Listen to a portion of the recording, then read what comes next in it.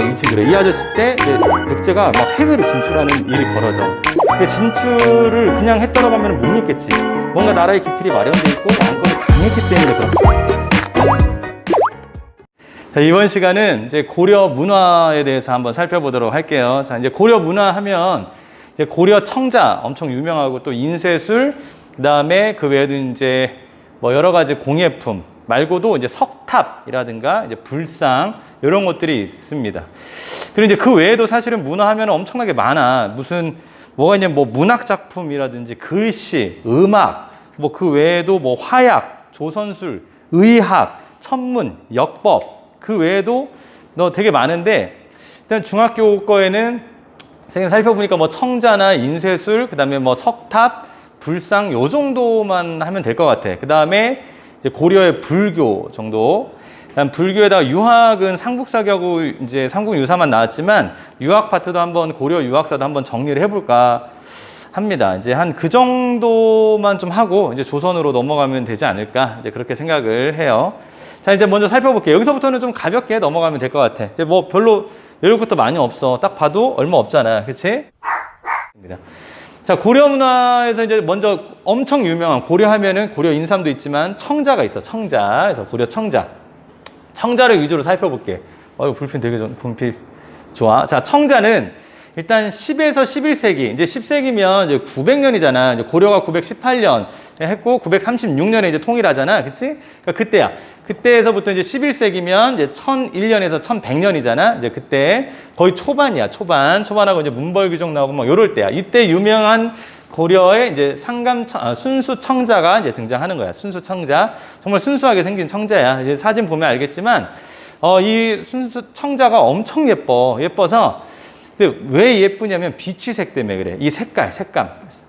이 비취색 때문에. 이거를 그 송나라라고 있어. 중국에 문화적으로 되게 더 뛰어난 나라예요. 우리나라보다. 근데 그 송나라에서 온 서긍이라는 사람이 이 고려 청자를 보고 감탄을 해버려. 너무 예뻐가지고. 특히 이제 이 색깔 때문에 그래. 이 색깔도 이제 그냥 유약을 바른다고 끝나는 게 아니라 이제 그 불 온도라든가 이제 그런 게 굉장히 중요하단 말이야.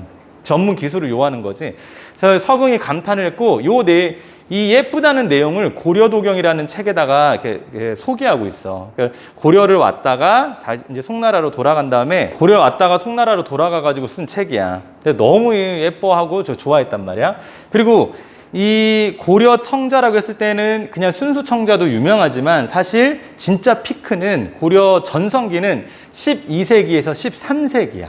12세기, 3세기 이제 거란 침략 이후에 이제 여진도 이제 막 침략하고 했던 그 문벌 귀족 시기. 그러니까 문벌 귀족 시기가 엄청 유명해요. 상감청자라 그래.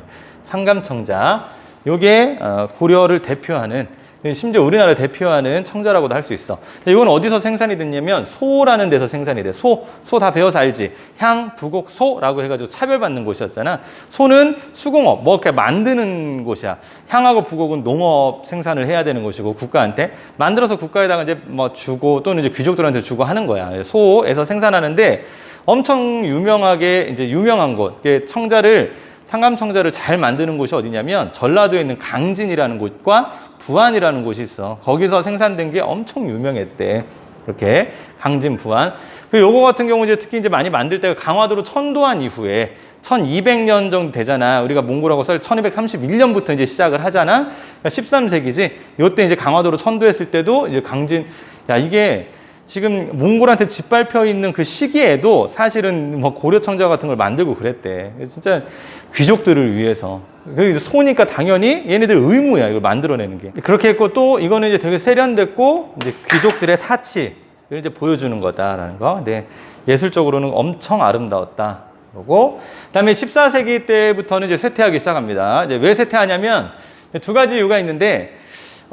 북방 가마 기술이 도입이 되는 거야. 저번에 이제 원 간섭기 때 이제 원나라의 영향을 받아서 막 이렇게 뭐 북방 가마 기술이 뭐 도입돼가지고 너무 대량으로 생산되고 또 품질이 떨어지고 이런 얘기 했었잖아. 그 이유 때문에 그러고, 그 다음에 또 하나는 고려 거의 말에 가면 왜구들이 침략을 해. 밑에서 홍건적은 위에서 한 2번 정도 크게 쳐들어왔다 그랬잖아. 1359년, 60년. 근데 요때 왜구들도 엄청 한 500번 정도 쳐들어왔다고 했잖아. 거의 남해 경상도, 전라도 막 이런 데 침략했단 말이야. 특히 어디야? 다 전라도에 있는 지역이잖아. 강진이라든지 부안이라든지.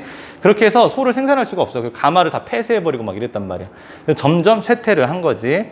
여기까지가 사실 이제 고려야, 고려인데, 이제 이왕 청자를 한 거 조선시대까지 한번 이어서 가자고. 고려 거 하고 나중에 조선시대 것도 하면 또 헷갈리니까 한꺼번에 묶어서 미리 해줄게. 자, 그리고 이제 이땐 조선시대야. 이제 1392년에 조선을 건국하고, 그 다음에 이제 한양으로 이제 수도를 천도하잖아. 이제 그때야, 그때. 그러니까 조선이 막 만들어진 초기에 요 상감청자는 이제 끝났기 때문에 분청사기가 유행을 하게 돼. 분청사기. 이건 조금 되게 재밌게 생긴 사기야. 이거 한번 보면 알겠지만 이렇게 막 물고기 그림도 있고 막 이렇단 말이야. 다양한 그림들이 있는 분청사기. 그러다가 16세기 가면 조선시대는 이제 사림이라는 애들이 이제 통치를 하게 돼. 사림. 선비들이야. 지방에서 성리학을 엄청나게 공부했던 애들이야. 선비로서의 그런 지조 같은 거를 강조하고 했던 애들이거든. 그러니까 자기네들의 순수성, 깨끗함, 이런 것들을 보여주려고 해서 백자를 만들기 시작해. 사대부를 상징하는 거지. 그 사림들, 사대부들을 상징하는 모습이야. 자기네들은 지조 있다. 이런 거지. 예술작품 백자 있고. 난 요게 17세기로 가잖아. 그럼 청화 백자로 또 바뀌어. 유행이 또 바뀌는 거야. 이 청화는 아라비아에서 이제 수입해오는 이제 코발트 같은 거 있어. 이제 그걸로 이제 색을 낸 거야. 이제 아라비아에서 수입해온 걸로. 이제 색을 낸 거. 청화백자, 뭐 달 항아리 이런 것들이 유행했더라.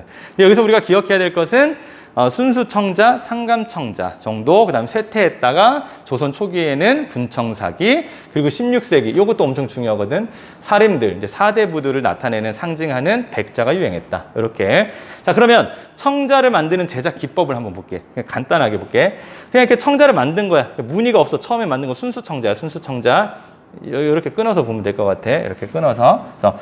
그냥 여기다가 이제 이건 유약을 바른 거야. 유약을 바르고. 무늬가 없는 거야. 처음엔 이렇게 만들었다가 시간이 지나면서 이제 상감청자가 되고 할 때는 이거를 지금 좀 그림을 이렇게 이거 튀어나오고 들어간 걸로 했잖아. 그러니까 이거를 음각이라고 그러고 양각이라 그래. 그러니까 파내면서 그림을 그린 거야. 그냥 표현을 이렇게 한 거고. 이거는 요런 데를 긁어냈겠지. 반대로. 이런 데 긁어내고 이렇게 돌출된 곳으로 해서 이제 그림도 만들고 한 거야. 그림 그리고 한 거야.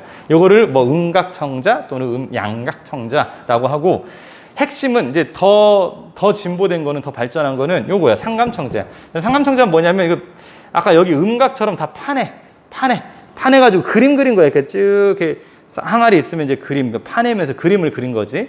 그리고 거기다가 하얀색 모래를 넣든지 검은색 모래를 넣든지 아무튼 색깔 있는 것들을 넣는 거야. 뭐 은을 넣기도 하고. 그거 이렇게 여기 있지, 여기. 이건 백토, 여기는 흑토라고 보면 될 것 같아. 한 다음에 여기다가 또 유약을 이렇게 발라. 유약을. 그리고 이제 불에 쬐고 이제 해서 이제 상감청자를 만드는 거야. 이해했니? 상감청자의 제작 기법이야. 자, 넘어가서 공예 이제 나전칠기 한번 볼게요. 나전칠기. 이제 나전칠기는 그냥 오칠한 바탕에다가 이제 자기 같은 거를 해서 무늬를 내는 거 있어. 그러니까 옛날 할머니 집에 가면 많이 있거든. 옛날 할머니 집에 가면 이제 많이 볼 수 있는 거 막 그 장롱에 막 붙어 있고 그래. 지금 없나? 검은색 바탕에 막 이렇게 자개들 막 붙여놓은 거 있단 말이야. 이제 그거 떼어지고 막 할머니한테 혼나고 막 이랬던 기억이 있어. 자, 그 다음에 인쇄술 보면 인쇄술은 두 가지로 나눠볼 수 있는데, 하나는 목판 인쇄물, 나무로 만든 인쇄, 그 다음에 두 번째는 활판이야. 그 금속 활자라 그래. 그러니까 쉽게 얘기하면 나무판에다가 나무판을 이렇게 깎아내. 글씨를 쓰는 거야. 거기다가 깎아내가지고 너네 이렇게 도장 찍듯이 판화하듯이 그렇게 만들어내는 거야. 목판 인쇄술이야. 이거는 신라하고 송나라의 영향을 받아서 이제 만들게 된 거고, 그러니까 역사적으로 발전했다 이렇게 보면 되고. 자, 이렇게 이제 목판 인쇄물을 하기 전에는 일일이 다 베껴서 썼단 말이야. 그럼 엄청 오래 걸리겠지. 대량으로 생산하기가 되게 어렵겠지. 근데 이때는 어떻게, 판화가 있잖아, 목판. 거기다 롤러질 이렇게 한 다음에 어떻게 종이 딱 찍어내면 그냥 책이 되는 거 아니야. 그래서 다양한 품종을 만들 수는 없지. 목판 하나 그 책장 뭐라고 해야 될까? 책 한 장 이렇게 찍어내는 것밖에 안 되잖아. 그거 하려면 또 다 파내야 되고. 그래서 품종은 여러 가지가 안 나오지만 대량으로 생산할 수 있지. 롤러질 해가지고 막 대량으로 생산할 수 있는 거야. 자, 대표적으로 두 가지가 있어. 엄청 중요해. 초조 대장경하고 제조 대장경이야. 인쇄술로 이제 대장경, 부처님 불경을 만드는 거야. 불경. 그래서 초조는 이제 처음에 만들었다는 거야. 왜 만들었냐면 엄청 중요해. 거란이 쳐들어와, 현종 때. 특히 2차 침입 때 만든 거야. 2차 침입 때. 거란 좀 부처님 막아주세요 라고 해서 만든 게 초조 대장경이야. 초조 대장경. 현종 때 만든, 이게 2차 침입 때 만든 거. 2차 침입은 어땠어? 그 강주의 정변으로 일어난 거고 막 거의 정신 없었잖아. 진짜 거의 망할 뻔해서 개경도 함락되고 이 현종 같은 경우는 나주로 피난 가고 막 이런 일이 벌어졌잖아. 이제 그때 만든 거야. 이때 그 대구에 부인사라는 절이 있어. 거기서 만든 거야. 대구 부인사절. 여기 계속 있으면 좋겠지만 몽골이 쳐들어오잖아. 그치? 13세기 때 몽골이 쳐들어와가지고 요때 불탔다라는 거. 몽골 항쟁기 때 소실되었다고 볼 수 있어요. 2차 침입 때 불탔다라는 거. 그리고 이제 몽골이 침입했을 때 이것도 이제 거의 최후 시대인데 요때 이제 다시 또 만들어. 이렇게 몽골 침입했을 때 제조대장경이라고 해서 다시 만들었다. 부처님 말씀을 다시 불경을 만들었다. 이건데 이걸 다른 말로 팔만대장경이라고 그래. 팔만자가 있다 그래서 정확히 팔만자는 아니겠지. 이거는 몽골 침입 방어를 위해서 만든 거야. 제조대장경 또는 팔만대장경이라 그래. 엄청나게 중요해. 이거 같은 경우는 현재 존재하고 있어. 초조대장경은 몽골의 침략으로 항쟁 때 없어졌지만 팔만대장경은 존재하고 있어. 합천에 가면은 해인사라고 있어. 해인사 절 한번 가봐. 되게 멀어. 자, 합천 해인사에 가면 장경판전이라는 그런 건물이 있거든. 거기에 보관되고 있는데 이 장경판전 보관하는 그 곳이 야 이거 나무 이거 금속활자 이게 지금 몇백 년이 지난 거잖아. 그치? 거의 1000년도 넘게 1000년까지는 아니지만 아무튼 몇백 년이 지난 거잖아. 그러면 일반 종이도 그렇고 웬만하면 다 상해. 기타도 그러고 막 몇백 년 지나면 상한단 말이야.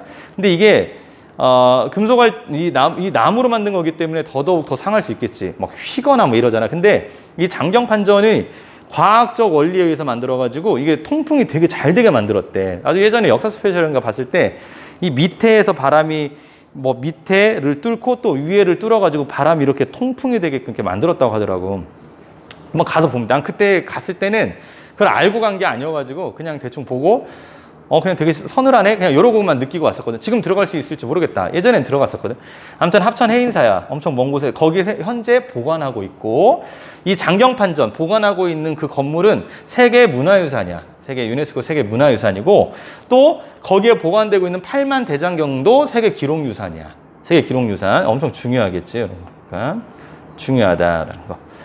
해인사 장경판전 같은 경우는 이제 조선시대 거라고 보면 돼. 그 다음에 넘어가서 이제 활판 인쇄술로 갈게요. 금속 활자라고 해요. 금속 활자. 그러니까 이런 활자들 있잖아. 네모난 거. 활자들을 단어 하나하나를 만드는 거야. 한문을. 하나하나 만들어가지고 이제 목판 같은 경우는 그냥 판에다 보니까 글씨를 옮길 수가 없잖아. 근데 이거 같은 경우는 막 옮길 수가 있어. 옮겨가지고 책을 여러 권, 다양한 종류의 책을 찍어낼 수 있지. 어디 있지? 여기 있네. 다품종. 여러 가지 품종을 찍어낼 수 있고 당연히 대량으로도 생산 가능하지. 근데 이제 소량으로도 생산이 가능한 거야. 이거 같은 경우는 딱 필요한 만큼만 찍을 수 있단 말이야. 그치? 그 다음에 요게 발전하려면 청동 주조 기술, 청동으로 이렇게 만들어내는 기술이 뛰어나야 되겠지. 여기다 또 글씨를 팔 수 있는 그런 기술들도 있어야 되고, 아무튼 요런 것들, 이제 이런 기술들이 있었기 때문에 활판 인쇄술이 이제 등장하게 된 거야. 자, 두 가지가 있어. 두 가지가 잘 기억해야 돼. 다시 목판 인쇄물은 초조대장경, 그 다음에 팔만대장경 두 가지를 꼭 기억해야 되고, 활판 인쇄술은 상정 고급 예문이라고 있고, 그 다음에 하나는 직지 심체 요절. 니네들이 직지라고 알고 있는 거 한 번씩 다 들어봤지? 그거야.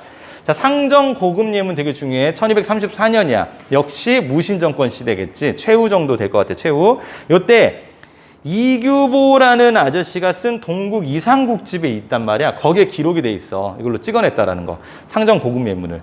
현존하진 않아. 현존하진 않아. 근데 여기 이 책에 보니까 상정 고급 예문을 금속활자로 찍어냈더라. 이렇게 나와 있는데 현재는 아무튼 존재하지 않아서 현재는 이제 존재하지 않다라는 거. 그리고 요거는 이제 1234년이니까 1231년에 몽골이 쳐들어왔잖아. 몽골 항쟁기 때 한 거야.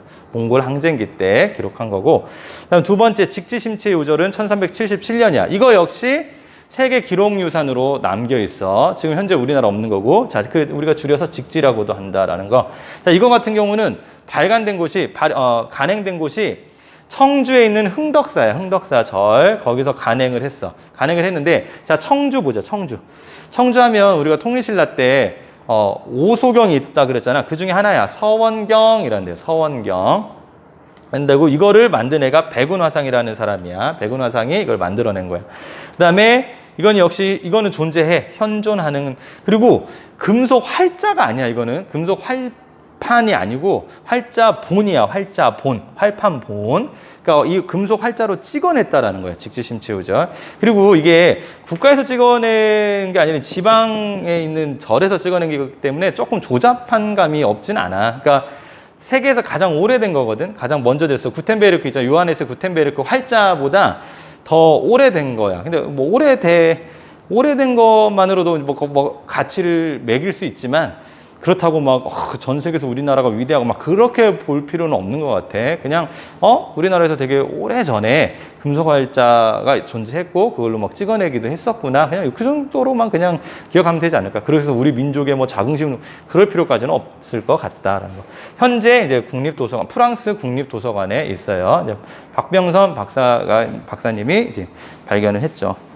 자, 이렇게 해서 우리가 이제 고려 문화의 이제 청자하고 인쇄술을 살펴봤어. 자.